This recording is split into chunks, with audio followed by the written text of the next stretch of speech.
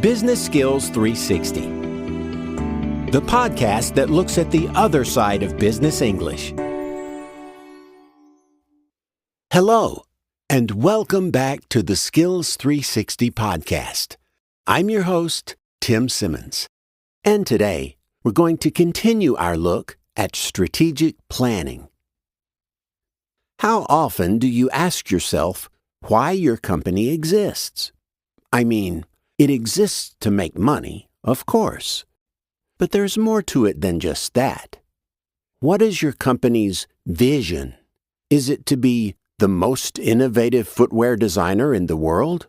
Or is it great shoes, fantastic prices?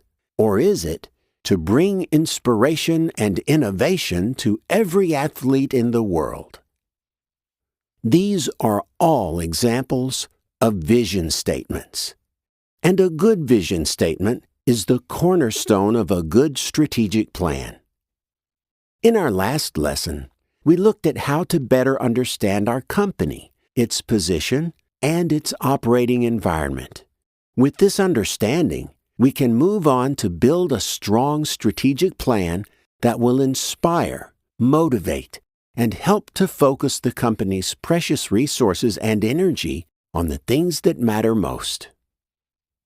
Besides a vision statement, which is emotionally resonant and aspirational, most companies also have a mission statement. The mission typically spells out more clearly who the company serves and what it actually does. So that might be something like, our mission is to produce high-quality athletic shoes with a focus on environmental responsibility and customer satisfaction. A solid statement like this helps people understand not only what the company does, but how it does it. We know that the company values the environment and customers, and that is important not just for those customers, and not just for the people who give a hoot about the environment. It's important to every decision maker in the organization who has to decide what to focus on. A clear, compelling, and truly unique vision and mission statement can go a long way to unifying a team or company. But a strategic plan has to articulate the approach to reaching this vision and fulfilling this mission. All that analysis of the company and its context should provide leaders with a sense of priority. After all, a strategic plan can't just be a list of 30 things your company could do in the next 5 years.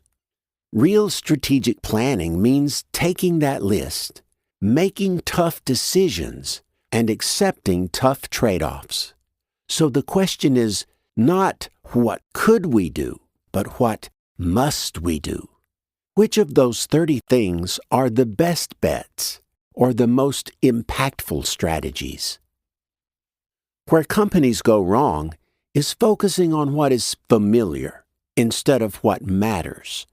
Or they get complacent and resist change because they've enjoyed a ton of success. Or they don't know how to say no and stretch themselves too thin. Or they don't know how to build the capacity to meet their bigger goals. All of these issues are about strategic focus.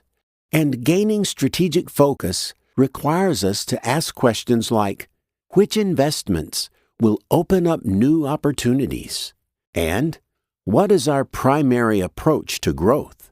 And what new strengths do we need to develop to remain competitive? And how will we overcome our greatest challenges or threats? These kinds of questions allow us to prioritize. They require us to select the best options from several possibilities. And that's not always easy. We need careful analysis, insight, and experience.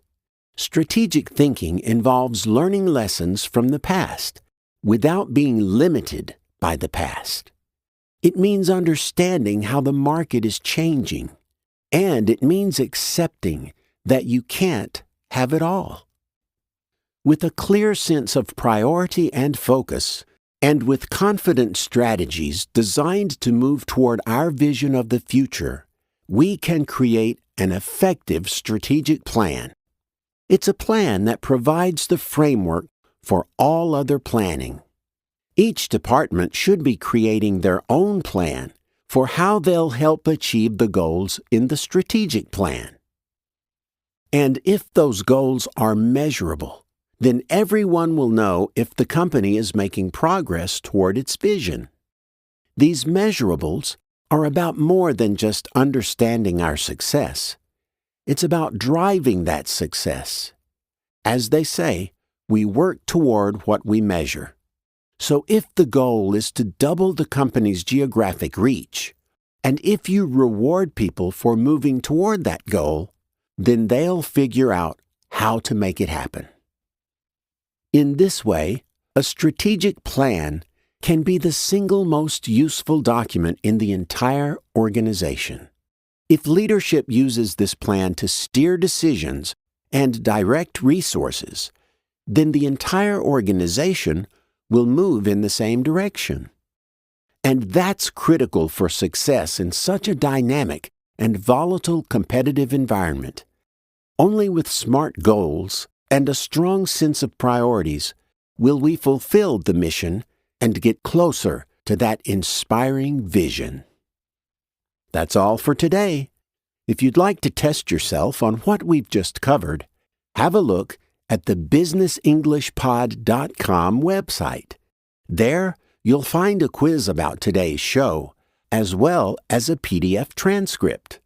So long, and see you again soon.